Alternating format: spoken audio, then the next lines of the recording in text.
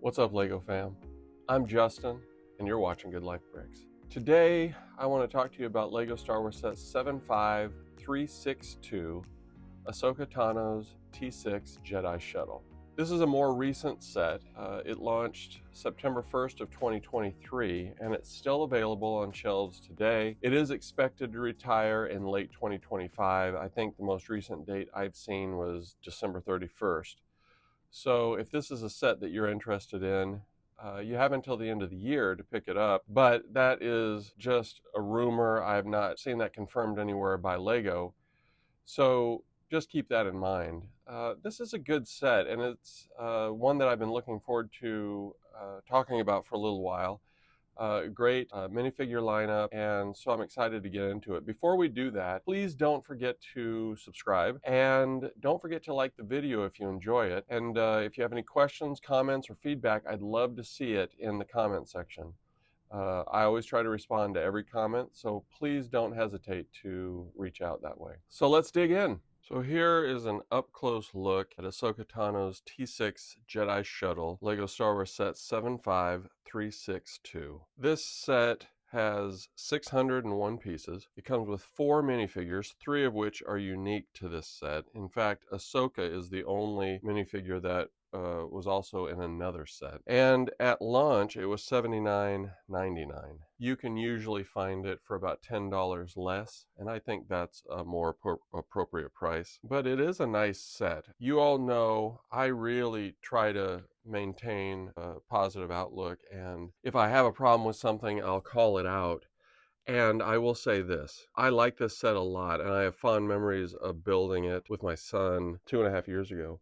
But this set suffers from the fact that they made it a play scale size. At this size, I would not consider this minifig scale. In universe, this set could have up to 4 people in the cockpit, and it's got a fairly large interior.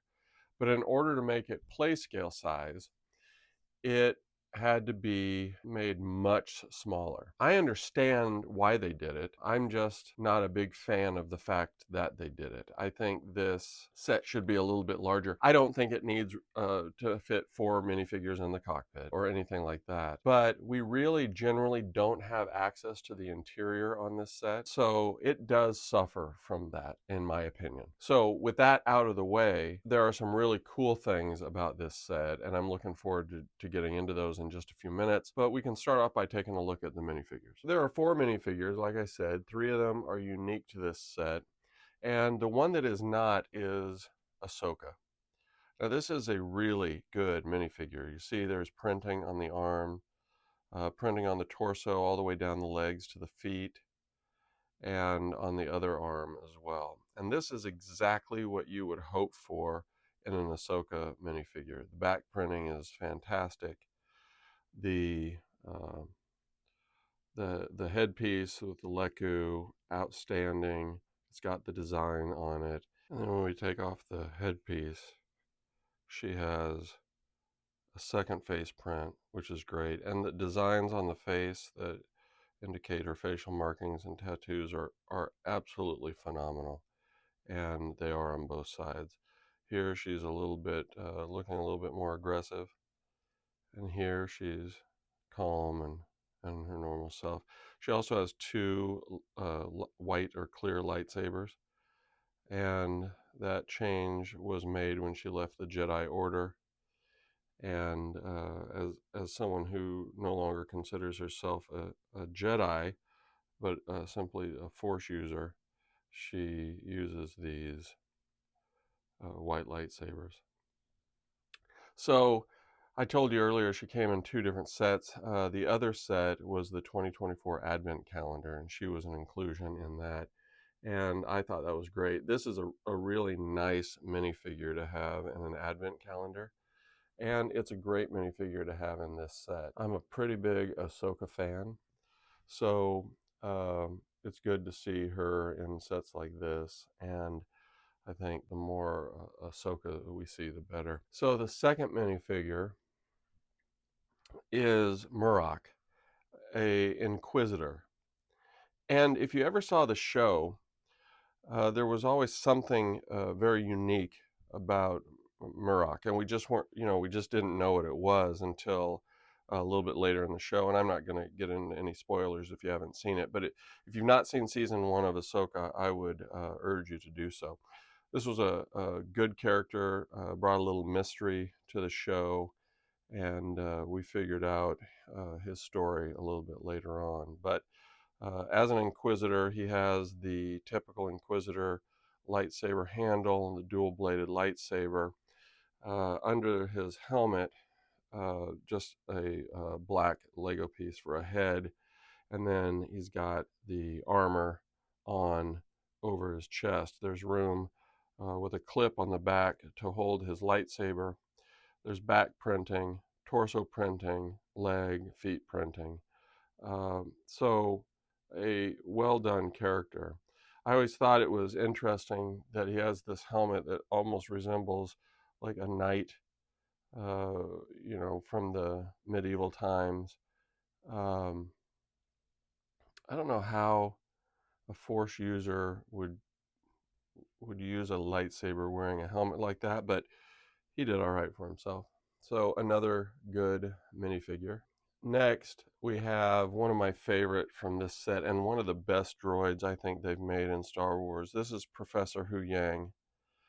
Um, just a phenomenal looking minifigure. The head mold and the face print and all of the detail is outstanding. And I'm a really, really big fan of this minifigure. I thought they did a great job. Look at all the printing. You can see the electronics and wiring in the front and in the back, the detail on the torso, down the legs and on the feet. And then on the back, you see there's it's fully printed on the back. And then he also has a backpack which has the fully printed. Um, the detail on the back of the head with the lines and just this entire mold is outstanding. The multiple colors on that mold, just very, very nice. I thought they did a great job. I like this character. We first saw him in several episodes of the Clone Wars animated show. And then when they brought him into Ahsoka, the series, I think that was a very nice surprise for everybody, and I thought they did a great job with him. And then finally, we have Sabine Wren. And true to the show, they gave her the shorter purple hair. They provided her with her Mandalorian armor, great printing on the torso, down the legs, and again on the feet. Great printing on the back, and you see the belt around the waist area. They gave her a green lightsaber, just like in the show, and I just thought they did a good job. Now, what's great about this is that if you take away the lightsaber and the hair, you can put on her Mandalorian helmet, and you can give her her blasters, and now she's a little more like the Sabine Wren that we saw in Rebels. Great helmet, good printing there, and the blasters that they typically give Mandalorian characters. So I think you can see why I think this is a great minifigure lineup. They did a really nice job here, and I was really pleased with this. Let's take a look at the T-6 Jedi Shuttle. So the first thing I would point out to you is that this stand did not come with the set. I bought this acrylic stand. I think I got it off of Etsy.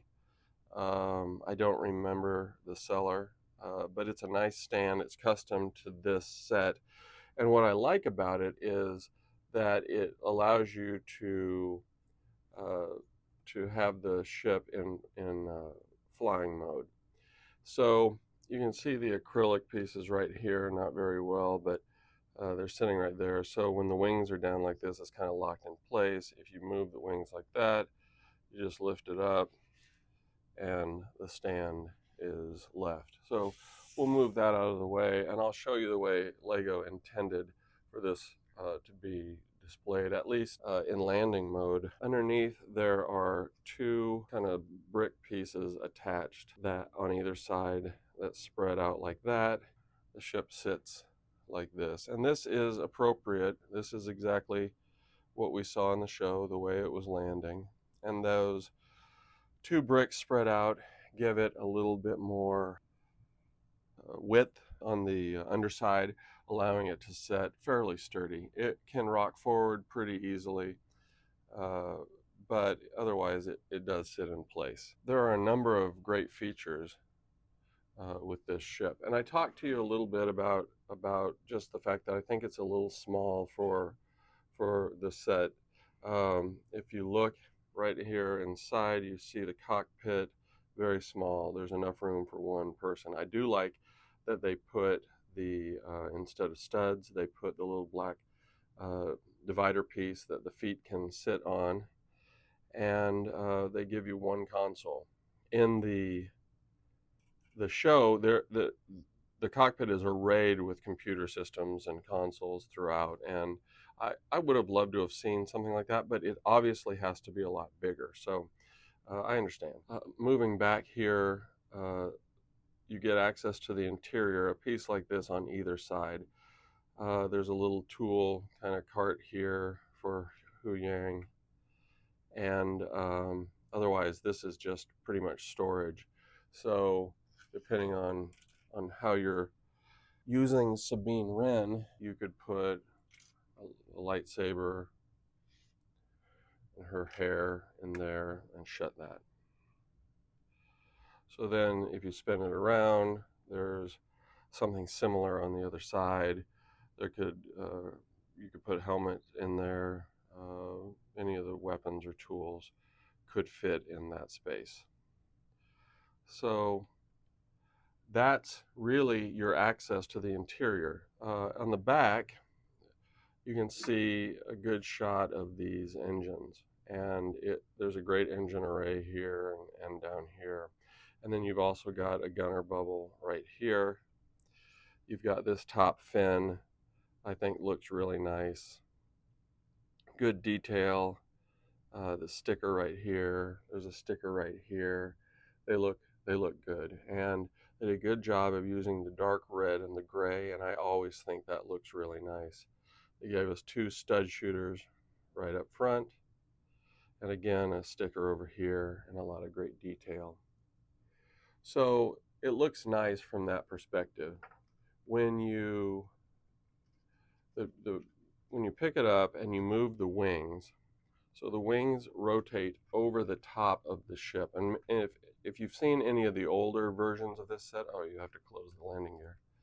So you've seen this action before, where the wings just spin. Now, there's a blank side, right, on the wings. If there's going to be a fully detailed side, there's also going to be a blank side, and that's what this looks like. Now, could they have done more here? Probably. It would have made it much heavier, but I think it would have been worth it. It would have made both sides more displayable. So this just spins so that the wings can spin around it just like in the show, and I think that's a pretty cool feature, and I think they did it justice here. The set looks nice. It really does. It takes up a lot of space if you try to display it this way, which is one of the reasons I got a stand, because I wanted to display it, and I wanted to display the minifigures with it. That's the downside of this set. That's the part where I think it suffers from trying to be play scale. If it was a little bit larger, there'd be a little bit more that we could do with it, and maybe you have two minifigures in the cockpit, and maybe you'd have room in the interior. It is a nice looking ship, and it is a nice display piece. So that's our look at LEGO Star Wars Set 75362, Ahsoka Tano's T-6 Jedi Shuttle. So is this a set that I would recommend? Yes, it is. There are not many sets out there that I wouldn't recommend. I just want to make sure that everybody understands, that there are limitations with this set because of its size. Typically, you hear me talking about not minding the smaller footprint. As long as the set is done justice, that is absolutely true. I just don't think this set was done justice the way that it could have been, and that there were some compromises made that took away from what could have been possible with this set. Now, it would have cost more money, there would have been more pieces and all that kind of stuff, and I understand that. Again, I'm not upset by it. I do like the set, and I do think it's a good display piece as it is now. I still recommend it, and largely because of this minifigure lineup. I think that these minifigures are amazing, especially these two, Huyang and Ahsoka. Really, really nice minifigures, and I'm a big fan of them. So I hope you enjoyed this video. I hope you didn't take it as me being negative, just being realistic about a set that I like, but I just don't love, and it's just because of its size. These minifigures I love. I think they're great, and anyway, I hope you enjoyed the video. If you did, I hope you give me a like, and please don't forget to subscribe to the channel, this subscribe circle here. It'll make sure that you receive updates on every time I post something. Thank you so much for watching. Thanks for being here and for your continued support, and I look forward to seeing you soon.